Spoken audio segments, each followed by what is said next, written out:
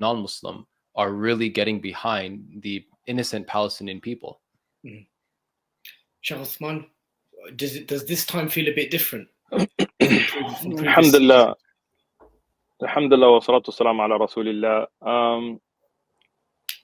The first thing I would say, as a Muslim, and as every Muslim, we believe in the protection of human life. We believe in the protection of every human life, and we believe that children should not be killed. We believe non-combatants should not be killed, and what we are seeing, at least from what sitting where I'm at here in the U.S., is basically what I see is a prison, Gaza, and a genocide just being carried, where people can't really leave Gaza. It's not like you can, people don't understand. It's not like you can just pick up your, passport and be like, yeah, I'm gonna go to France, or I'm gonna go for vacation to, there's a war going on. You can't leave. It's a prison, right?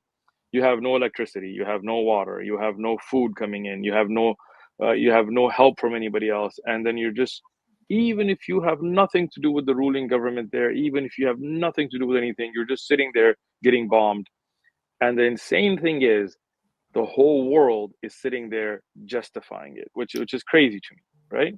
Now, to your question, does it feel different? I don't know, because Jenin was horrible. If you remember the massacre that happened there, this is not. People think that this just started from that thing on Saturday, but this has been going on. Absolutely. When imagine if you're watching and you're not Muslim, just imagine you are in London or in New York, and let's say Mexico, for example, in the US, Mexico decides that California and all of this was our country, whatever, we're taking it over, and then they block you in, so you can't leave New York, like escape from New York kind of thing, right? And then after that, they blockade food, they blockade water, they blockade everything, and then you live like that day in and day out for years and years. And anytime you try to escape from there, you're called a terrorist, you're attacked, you're villainized, right? So people start to lose their mind. Like imagine living like that. And then if somebody that you have nothing to do with, for example, does something, and then they just carpet bomb your block, your parents, your children, your neighbors are just being killed, and the whole world is sitting there going, well, like this is insanity to me. Like, to me, this does feel different because the scale of the operation this time, the number of people dying, and what I'm worried about, may Allah protect all of our brothers and sisters around the world, is the future. And this is according to the oppressive government that is carrying out this genocide right now.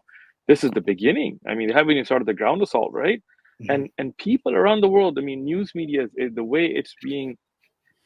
Media's always had a bias, no doubt to that. Like, we know that. Everybody knows that. If you're on the right wing or the left wing, everybody knows media has a bias, and which media channels have what bias, we know. But this is a insanity, because no matter which side of it you're on, you're only telling one story. And like Rami said, people around the world this time, what I'm seeing as a difference as well, people in different countries, not just Palestinians, not just this, not just Palestinians, not just this, people of conscious non-Muslims, and by the way, Palestinian Arabs are in the same situation, and there are non-Muslim Palestinians that are being oppressed as well, and their voice is muffled by the evangelical pro whatever, taking money from lobbies, Christians in the US. So now people around the world are starting to say, hey, wait a minute, we're hearing this in the media, but with the power of social media now, right? This is a game changer now. See, what people don't realize is that in the past, these major media organizations, I'm not going to mention their names because then they'll, flag this, right? But they controlled what you saw, right? So something would happen, and there was only one story told, and that was the story they wanted to tell. And if you were sitting in Russia, you would hear a different story. In America, you would hear a different story, right? But now with social media, with people taking their cell phones out and recording white phosphorus going through the sky and uploading that, now with people like us coming online and people who are sharing this stream right now and taking clips and putting them, it's changed the game. Right now, people can see what before the powers would hide. And now that people see it, as long as they stand up for that which is right, I think this time it's going to make a change.